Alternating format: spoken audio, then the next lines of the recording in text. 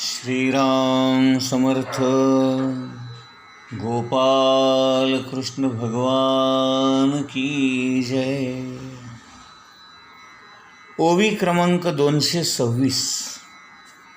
हा गा साखर आणि दूध, हे गौल्य कीर प्रसिद्ध, परी कृमी दोषी विरुद्ध घेपे केवी.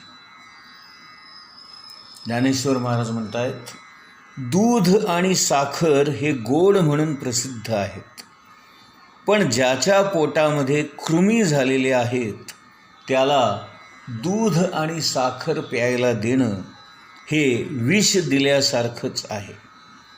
त्याप्रमाणे परधर्म हा कितीही जरी चांगला असला तरी तो भलत्याच माणसाने जर आचरला तर तो विष खाल्ल्याप्रमाणे मारक ठरतो.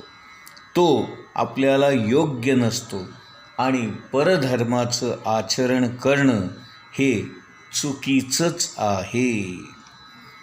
पुढे म्हणतात, ऐसेनिही जरी सेविजेल, तरी ते आळुकीची उरेल, जे ते परिणामी पथ्य नव्हेल. अर्जुन धनुर्धरा. इथे ज्ञानेश्वर महाराज म्हणतायत, असं असताना एखाद्या रोग्याने जर हे सेवन केलं तर योग्य होणार नाही. ते पथ्य नव्हेच नव्हे आणि म्हणून सेवन करण्यामध्ये त्याचा हटवादीचपणा दिसून येईल. याने रोग वाढल्याशिवाय राहणार नाही. पुढे म्हणतायत, म्हणोनी आणिकासी जे विहित, आणि आपण पेया अनुचित, ते न आचरावे जरी हित विचारीचे. ज्ञानेश्वर महाराज म्हणतायत, म्हणून जे इतरांना योग्य आहे ते आपल्याला योग्य नाही, म्हणून आपण त्याचं आचरण करणं बरोबर नाही. आपलं काम खरं मनापासून करणं, आवडीने करणं हेच महत्त्वाचं आहे. मग ते काम कसं आहे, असं आहे का तसं आहे, माझं चांगलं आहे का त्याचं चांगलं आहे, असा विचार आपण करू नये आणि उगीचच भलत्या गोष्टी करायच्या भानगडीतही पडू नये. संस्कृतमध्ये एक फार सुंदर वाक्य आहे, विनायकं प्रकुर्वाणो रचयामास वानरः. नाही का, एक शिल्पकार होता, नाही का, एक मूर्तिकार होता. तो गणपतीची मूर्ती करायला निघाला, परंतु सोंड लावायची जागा चुकली आणि ते त्याने कमरेच्या खाली सोंड चिकटवली. करायला गेला गणपती आणि झाला मारुती, अशी त्याची अवस्था. पुढच्या ओवीमध्ये ज्ञानेश्वर महाराज म्हणतात, या स्वधर्माते अनुष्ठिता, वेचू होईल जीविता, तोही निका वर उभयता दिसत असे. स्वधर्माचं आचरण करत असताना जर आपल्याला आपला जीव जरी गमवावा लागला तरी देखील खरोखर तिन्ही लोकांमध्ये तो श्रेष्ठ समजला जातो.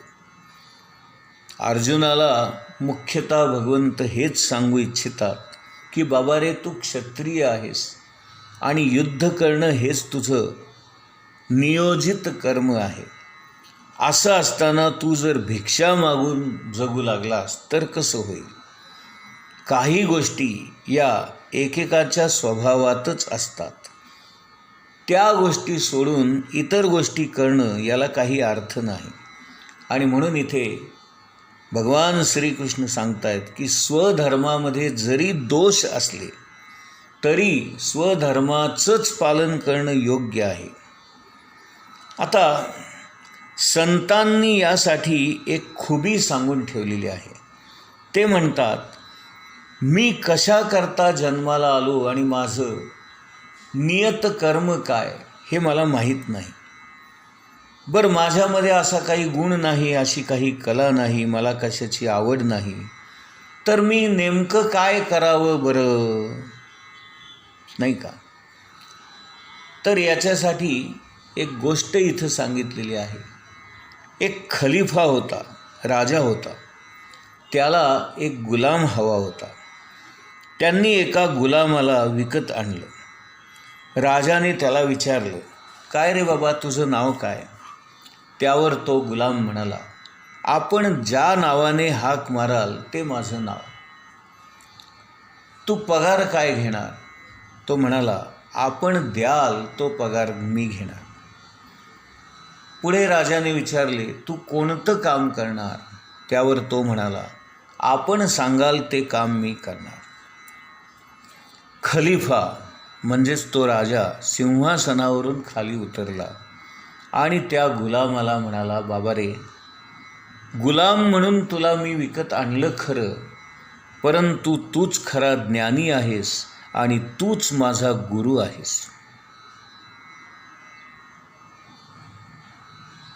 आणि त्या राजाने त्या गुलामाचे पाय धरून त्याची क्षमा याचना केली. असं जर आपण केलं तर आपल्याला आपला स्वधर्म बरोबर कळेल, आणि म्हणून ही सूचना आपल्याला त्यांनी देऊन ठेवलेली आहे. इथे महाराज काय म्हणतात की आपण भगवंतावर सोपवावं किंवा आपल्या सद्गुरूंवर सोपवावं. जर आपल्याला गुरु असेल तर ते काम अधिक सोपं जातं. आपण सामान्य माणसं आहोत. आपल्याला माणूस समोर असला म्हणजेच काही गोष्टी करणं शिकणं सोपं जातं. निर्गुण निराकार परमात्मा कोण आहे, कसा आहे, आपल्याला कुठे माहीत आहे? आणि म्हणून सत्पुरुषांजवळ इतके लोक का येतात? कारण सत्पुरुष हेच आपल्या जीवनाला योग्य ती दिशा देऊ शकतात, त्याला वळण लावू शकतात. परंतु इथे एक गोष्ट सर्वांनी लक्षात ठेवा, सत्पुरुषांजवळ जरी इतके लोक येत असले तरी आपल्या सर्वस्वाचं अर्पण करायला कोणी तयार होत नाहीत. ही वस्तुस्थिती आहे. आणि म्हणून ज्याला ती तहान लागलेली आहे तोच सद्गुरूंना शरण जातो आणि अशाच माणसाचं कल्याण सद्गुरू बरोबर करतात. महाराज एकदा मला म्हणाले, मला माझा प्रपंच नीट करता आला नाही, परंतु मी दुसऱ्यांचे प्रपंच अधिक चांगले करतो, परंतु माझ्यावर कोणी सोपवतच नाही.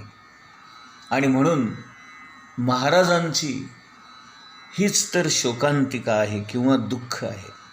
ते म्हणतात की सगळं काही माझ्यावर सोपवा, असं मी सांगून देखील कोणी सोपवणारा मला भेटत नाही.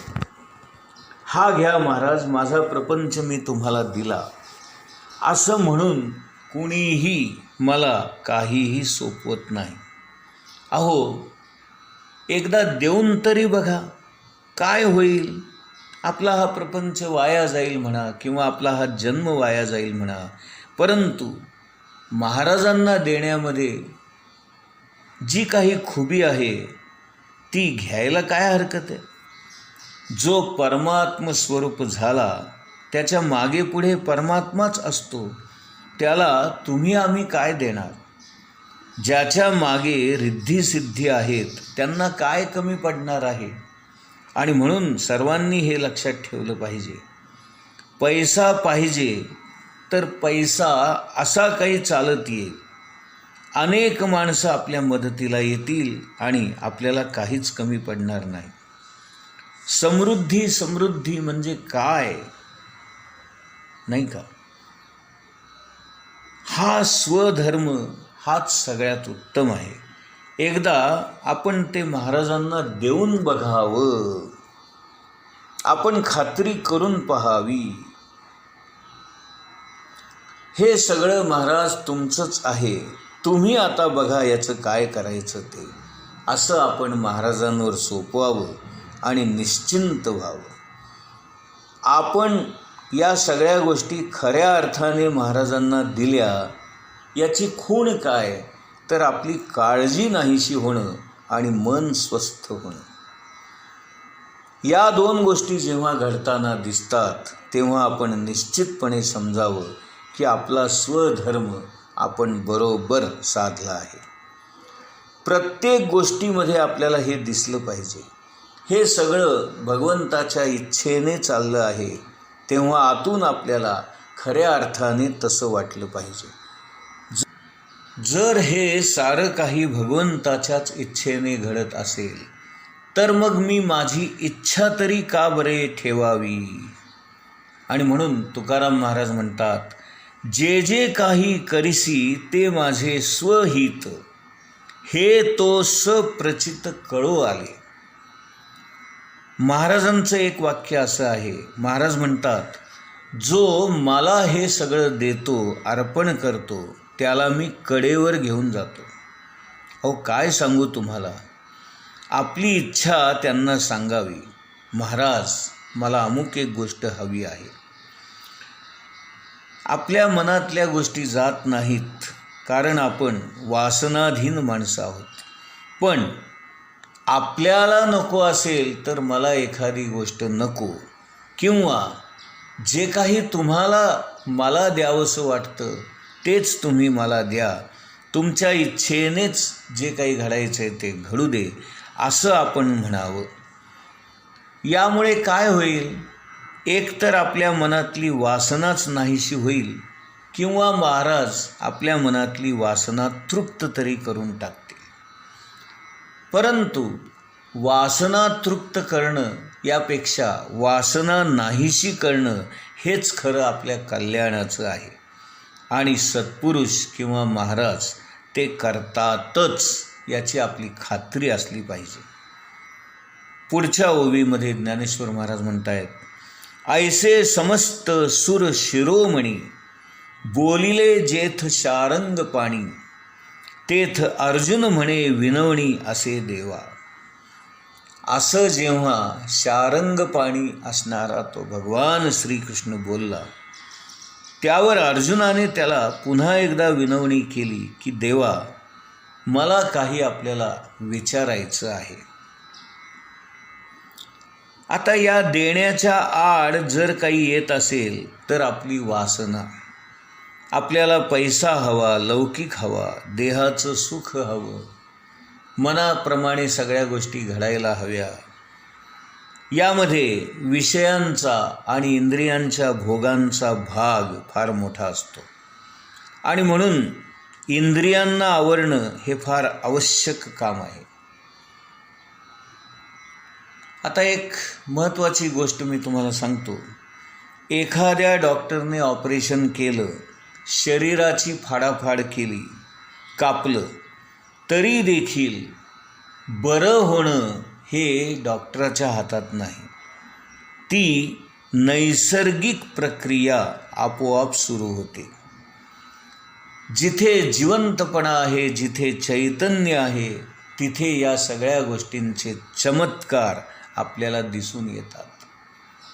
फाडणं, तोडणं, कापणं हेच फक्त डॉक्टर करू शकतात.